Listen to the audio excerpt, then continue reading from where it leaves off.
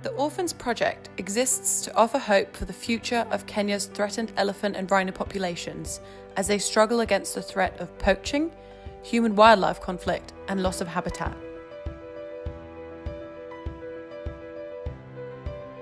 Always somebody 24 hours with them. In the park, somebody must be with them.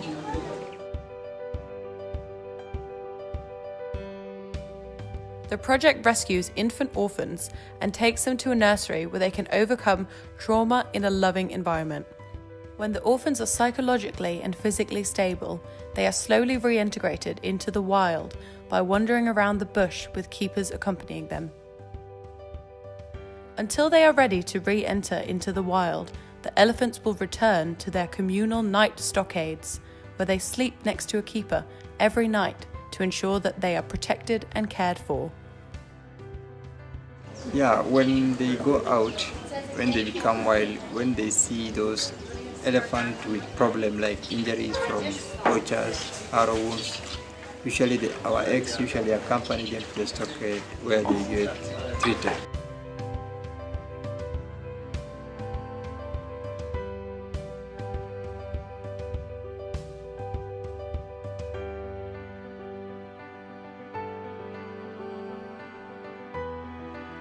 The Giraffe Centre is a Kenyan non-profit organisation that focuses on breeding Rothschild giraffes and releasing them into the wild at the age of 2 to 3 when they're independent enough to survive.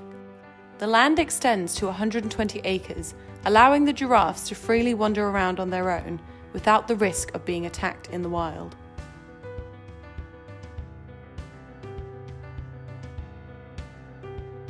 So far, the centre has released 50 giraffes into the wild, ensuring that they only translocate to areas with other Rothschild giraffes to encourage breeding.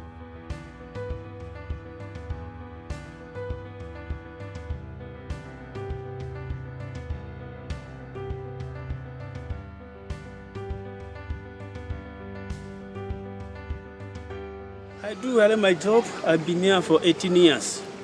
And I'm taking care of the lion, cheetahs, warthogs, sokokes, mungus. Yeah, the orphan animals comes from the different parts in Kenya. And all the animals we have here, they don't have the parents. They came here when they are babies. 1 week, 2 weeks, and some days. The carnivores, we can't release them because when you take them back to the forest, they cannot know to hunt. Like buffaloes, zebras, we can do.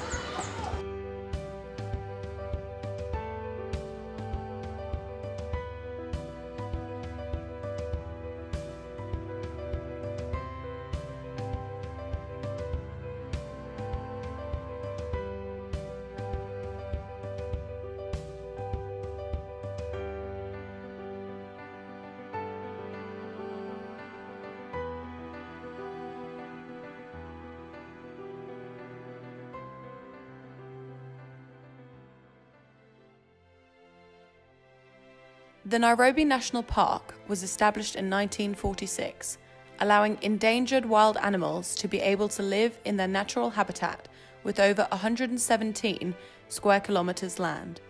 The park is open for people to drive through and spot animals along the way. However, strict rules are put in place to ensure that no animals are harmed. As a developing city, Nairobi has fairly limited resources. This means that every wildlife protection organisation runs solely on charitable donations, with little to no help from the government.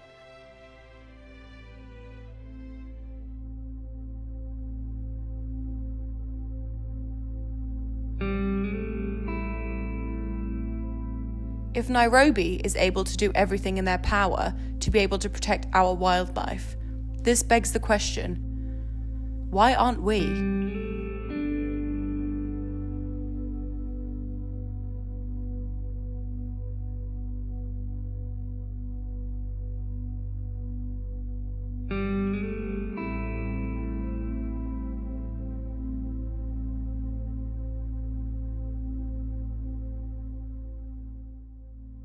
We get over around 50 to 100 calls daily on animals in distress. So we have our field officers, our inspectors who go to the field and address those issues. Some of them are genuine cases, others are ingenuine. With the genuine cases, you'll find some animals are being mistreated, others are in distress, like their rights are not being taken care of well. If they're dogs, you find them, they're not kept in good kennels. Some are not getting the vet care. If it's animals like donkeys, the working animals, you find they're being mistreated, they're being whipped and stuff. And so our field officers respond to that. We also run what we call education programs. Some schools will call our inspectors to go and educate the students on animal welfare. So we also trying to change the mindset, because people have that mindset of specific breeds. They want a specific breeds and ignoring others. And it's not quite a good thing, because all animals are good. And I believe the character is what matters in the animal. It's not the type of the animal. The actual word, the verb is tunza, that is care. And then kutunza is caring. So kutunza wanyama. Kutunza wanyama is caring for the animals. Yes.